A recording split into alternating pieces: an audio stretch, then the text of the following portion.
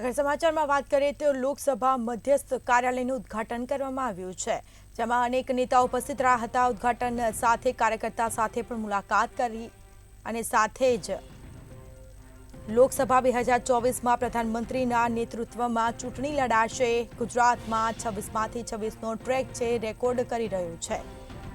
મહત્વપૂર્ણ સમાચાર, લોકસભાની ચૂંટણી આવવાની છે અને જેને લઈને ભાજપ દ્વારા પૂરજોશમાં તૈયારીઓ ચાલી રહી છે।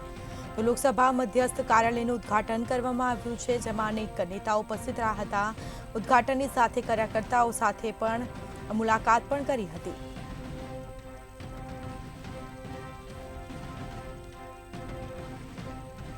તો મધ્યસ્થ કાર્યાલયનું ઉદ્ઘાટન કરવામાં આવ્યું હતું। જેપી નડ્ડાએ ઉદ્ઘાટન કર્યું હતું। કાર્યકર્તાઓ સાથે પણ મુલાકાત કરી હતી। લોકસભા 2024માં પ્રધાનમંત્રીના નેતૃત્વમાં ચૂંટણી લડાશે તેવું પણ તેઓએ નિવેદન આપ્યું છે।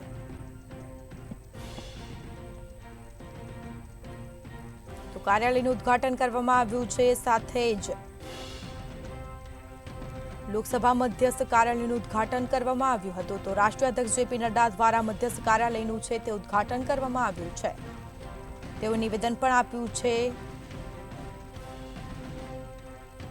જેપી નડ્ડાના હસ્તે ઉદ્ઘાટન કરવામાં આવ્યું છે।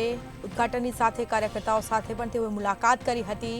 લોકસભા 2024માં પ્રધાનમંત્રીના નેતૃત્વમાં ચૂંટણી પણ લડાશે તેવું નિવેદન આપ્યું છે। ઉદ્ઘાટન સાથે કાર્યકર્તાઓ સાથે પણ મુલાકાત કરી હતી। તો ઉદ્ઘાટનની સાથે કાર્યકર્તાઓ સાથે મુલાકાત કરી હતી। ગુજરાતમાં 26માંથી 26નો જે ટ્રેક છે તે રેકોર્ડ કરી રહ્યો છે। લોકસભા 2024માં પ્રધાનમંત્રીના નેતૃત્વમાં ચૂંટણી લડાશે તેવું નિવેદન પણ તેઓએ આપ્યું હતું। તો C R Patil, CM Bhupendra Patel પણ ઉપસ્થિત રહ્યા છે। ઉદ્ઘાટનમાં તેઓના હસ્તે જેપી નડ્ડા છે તેમના હસ્તે ઉદ્ઘાટન કરવામાં આવ્યું છે।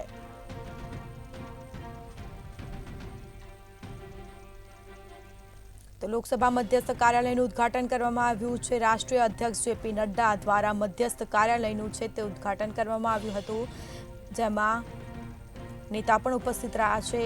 સીએમ ભૂપેન્દ્ર પટેલ, ભારત અધ્યક્ષ સી આર પાટીલ પણ ઉપસ્થિત રહ્યા છે।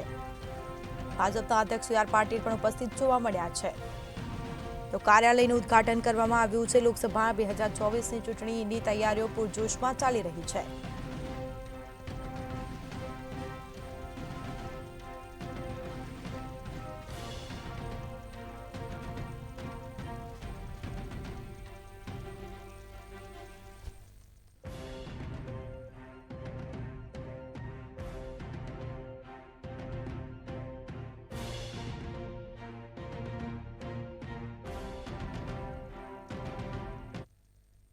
उपस्थित हमारे गुजरात के यशस्वी मुख्यमंत्री भूपेंद्र जी, सम्मानीय भूपेंद्र जी, हमारे प्रदेश के अध्यक्ष सी आर पाटिल जी, हमारे महामंत्री श्री पटेल जी और यहाँ उपस्थित सभी मीडिया बंधु, आज मेरा ये सौभाग्य है कि मुझे यहाँ गांधीनगर के लोकसभा क्षेत्र के हमारे देश के सम्मानीय गृह मंत्री अमित शाह जी के इस चुनावी कार्यालय को श्री गणेश करने का मुझे सौभाग्य प्राप्त हुआ है।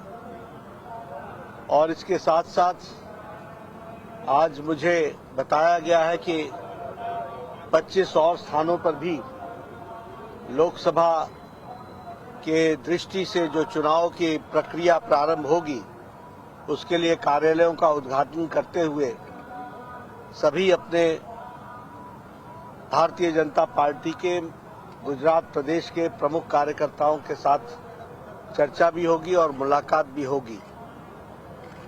यह कार्यालय और इस कार्यालय के साथ साथ जो अन्य कार्यालय आज चुनाव के दृष्टि से खोले जाएंगे, मुझे आशा ही नहीं विश्वास है कि हम सब लोग आदरणीय प्रधानमंत्री मोदी जी के नेतृत्व में लोकसभा के 2024 के चुनाव में हम यशस्वी भी होंगे और जो हमारा पुराना रिकॉर्ड टैली है उससे कहीं अधिक सीटों के साथ आदरणीय मोदी जी के नेतृत्व में हम चुनाव जीत करके आएंगे।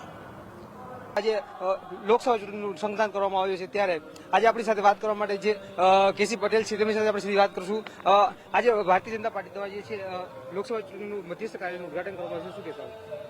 ગુજરાતના તમામ 26 લોકસભા બેઠકો માટેના ભારતીય જનતા પાર્ટીના મધ્યસ્થ કાર્યાલયનું આજે 26 રાષ્ટ્રીય અધ્યક્ષ માન્ય જેપી નડ્ડાજી, પ્રદેશ અધ્યક્ષ માન્ય સી આર પાટીલ સાહેબ અને માન્ય મુખ્યમંત્રી શ્રી ભૂપેન્દ્રભાઈ પટેલની ઉપસ્થિતિમાં આજે દલિત કન્યાઓ તૃપ્તિબેન અને રોશનીબેનની ઉપસ્થિતિમાં કુંભ મૂકીને આજે ગાંધીનગર લોકસભા મધ્યસ્થ કાર્યાલયનું ઉદઘાટન અહીંયા થશે. ત્યાર પછી જે જાહેર સભા સંબોધન થશે એ જાહેર સભા એ 26 લોકસભા ત્યાં પણ આ કાર્યાલયના ઉદઘાટન થશે અને પ્રત્યેક લોકોને કેન્દ્રમાંથી માન્ય નડ્ડાજી, માન્ય પાટીલ સાહેબ અને માન્ય ભૂપેન્દ્રભાઈનો સંદેશો એ આગામી સમયમાં લોકસભાની 26 બેઠકો જે પ્રકારે પ્રધાનમંત્રી નરેન્દ્રભાઈએ સામાન્ય ગરીબ લોકોમાં ભરોસો જે ઉભો કર્યો છે એ ભરોસો જે પ્રકારે અત્યારે દેખાઈ રહ્યો છે એના આધાર ઉપર આગામી સમયમાં પ્લાનિંગ, આયોજન, વ્યવસ્થા બધું ગોઠવીને ગુજરાતની તમામે તમામ 26 બેઠકો હાઈએસ્ટ લીડથી 5 લાખ ઉપર તો ખરી જ, પરંતુ એક વખતનો રેકોર્ડ બને એ પ્રકારે પ્રત્યેક લાભાર્થીને મળવાનું, પ્રત્યેક વ્યક્તિને મળવાનું, કી વોટર્સને મળવાનું, કી વોટર્સને ભારતીય જનતા પાર્ટીમાં જોડવાના, એમનો પણ આ પાર્ટીને લાભ મળે અને એ રીતે સમગ્ર ગુજરાતની 26 બેઠકોનું આજે લોકાર્પણ થઈ રહ્યું છે. તમે અમદાવાદ ગાંધીનગર લોકસભા બેઠકના ક્લસ્ટર પ્રભારી છો, તો આપે અત્યાર સુધીમાં કેવા પ્રકારની તૈયારી કરી છે અને આપના દ્વારા શું તૈયારી આગામી દિવસોમાં કરવામાં આવશે?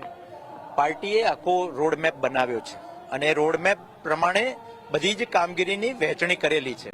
એ વહેંચણી જે કરેલી છે એ પ્રત્યેક જે વહેંચણી છે એ પોતાના ભાગમાં જે કામો છે એ કામો ટાઈમ લિમિટમાં એ પૂરા થાય, એને ક્યાંય અડચણ હોય તો એ અડચણો દૂર થાય અને પાર્ટી જે પ્રકારે ઈચ્છી રહી છે એ પ્રમાણે પ્રત્યેક કાર્યક્રમો ખૂબ યશસ્વી અને સફળ થાય એના માટેની બેઠકો, એનું આયોજન, એના ઇન્ચાર્જો આ બધું નિશ્ચિત થયું છે. તો એમની સાથે કામ કરીને એમને સાથે પ્રોત્સાહિત કરીને જે કાર્યક્રમો નક્કી થયા છે એ બધા સફળ બનાવવા માટેના કામો એ અમે અત્યારે કરી રહ્યા છીએ અને આગામી સમયમાં પણ એને નીચે સુધી લઈ જઈને, અત્યારે તો લોકસભા છે, પછી વિધાનસભા, વિધાનસભામાંથી મંડળ, મંડળમાંથી શક્તિ કેન્દ્ર અને શક્તિ કેન્દ્રમાંથી બૂથ સુધી જઈને, બૂથમાં પેજ સમિતિ અને પેજ પ્રમુખ સુધી જઈને એના ભાગમાં જે કરવાના કામો છે એ પૂરા 100% સારી રીતે થાય આ પ્રકારનું આયોજન કરવા માટેનું આ કાર્યાલયો એ ખૂબ મહત્વના સાબિત થવાના છે.